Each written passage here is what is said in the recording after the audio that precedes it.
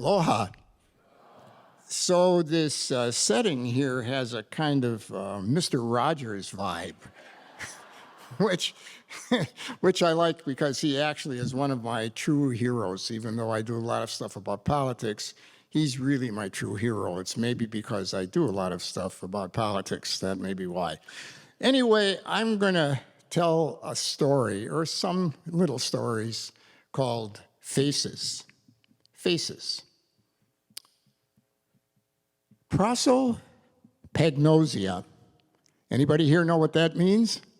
Probably not unless you're a neurologist. Prosopagnosia is a neurological condition where a person cannot identify any face, no matter how often he's seen that face. Wife, husband, friend, your own face, and even the face of a kupuna that you've known all your life. In fact, when people look at kupuna, they're face blind. They don't have the actual medical condition. That's very rare. But when people look at us kupuna, they often see us. But they don't really see us. They think they do, but their view is very distorted. They want to be helpful, they want to be friendly, but often just the opposite happens. Clueless without realizing they're clueless, patronizing when they're trying to be helpful, and treating us like children when they're trying to be kind. So, what I'm going to give you is 3 little stories about face blindness. First one is called Cute. A few weeks ago, Joy and I, my wife Joy and I, were in a diner in Portland, and it was mid-afternoon, so the place was pretty much empty except for a few old guys who came in from the neighborhood for pie and coffee. "What can I get you, young man?" the friendly server says to me. Joy, she was a young lady. Joy and I had the same silent reaction to this. Shut up. Because calling us young man and young lady, you might as well have put a sign that says, "Caution, frail elderly," right on the restaurant table. A few years ago, a younger friend of mine said to me, "You and Joy make such a cute couple, such a cute couple." Cute. Cute is a word for youngsters. Baby pictures are cute. Cute is the word you use to describe your kid and her date when they come to your house for pictures before they go to the prom.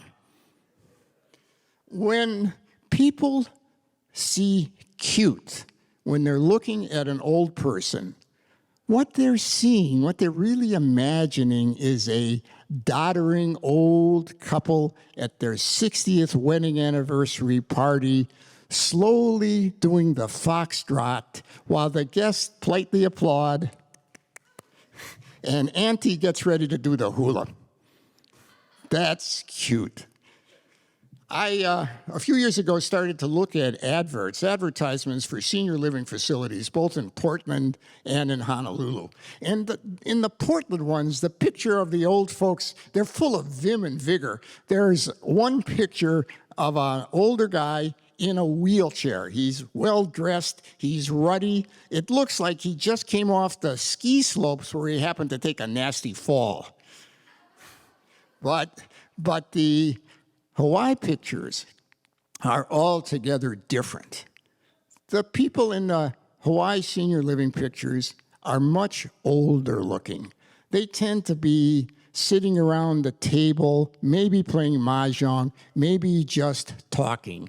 Kind of senior socialization with caregivers in the background. But my favorite ad of all, the favorite bad ad of all in Hawaii, was a TV ad. It was a video of an elderly couple slowly kind of, strolling, kind of just getting along slowly down a long corridor in their facility, walking down the hall, and then stopping and wishing each other a twinkly, chaste good night as they headed for their separate apartments. Such a cute couple. Separate apartments. No mention of the amount of sex that occurs in these senior living facilities. And really, and it's a lot. And why not? And you can look it up. I know why some of you are applauding. But in the eyes of the ad, they were a cute couple, but not that kind of cute. The second story is everything about aging is not about healthy aging. Civil Beat has a ongoing series called Growing Old in Hawaii, and the last story, fairly recently, was about gate ball. It's a game, a Japanese game that used to be played a lot in Hawaii, and then it disappeared. It's making a comeback thanks to a local guy named Art Kimura. The guy is an 80-year-old proselytizer who's trying to get everyone, young and old, from Keiki to Kapuna, to take up the game. But the thrust of the story, unfortunately, is not about art. It's about healthy aging.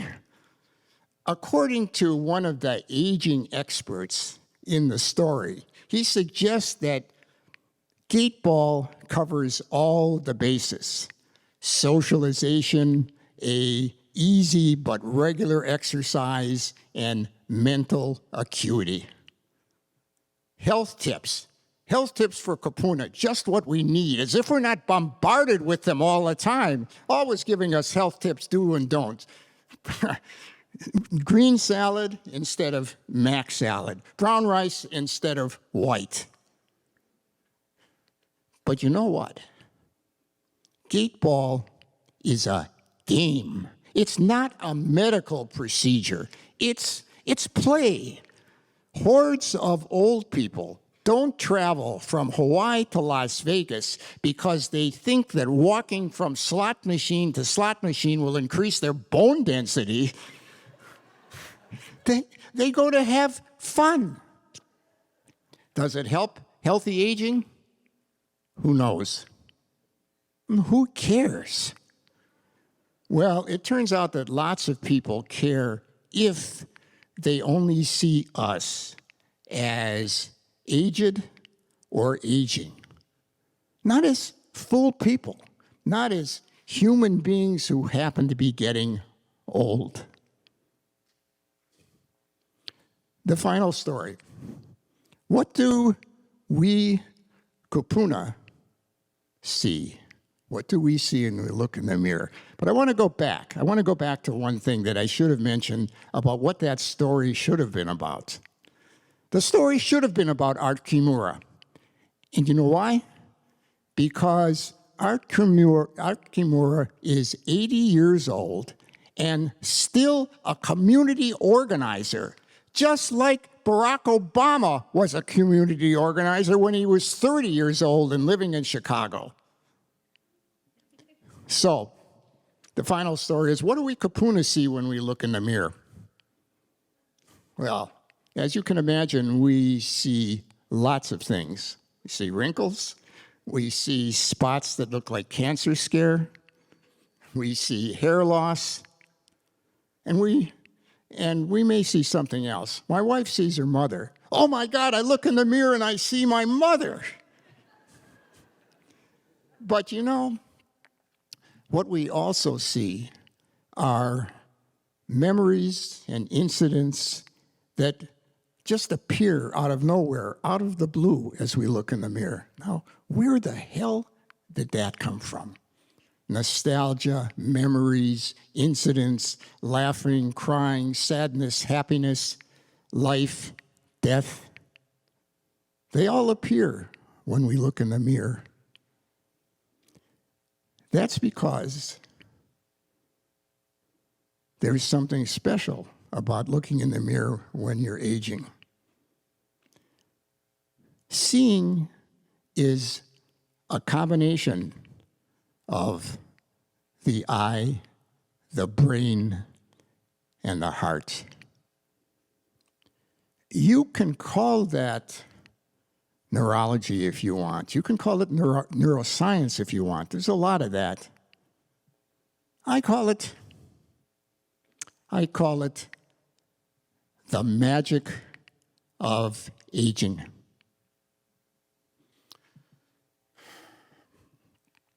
This is where the story was supposed to end, right there.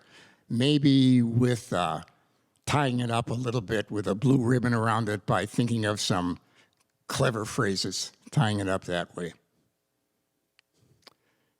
I wish. Because it's not the end of the story. It can't be. My 12-year-old granddaughter has just been diagnosed with a condition that's become much more common among adolescent girls.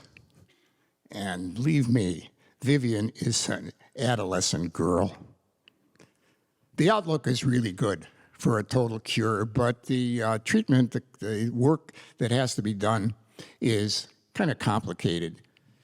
She may have to go to a residential facility for a few weeks where her parents will only be able to see her twice a week, and Joy and I won't be able to see her at all.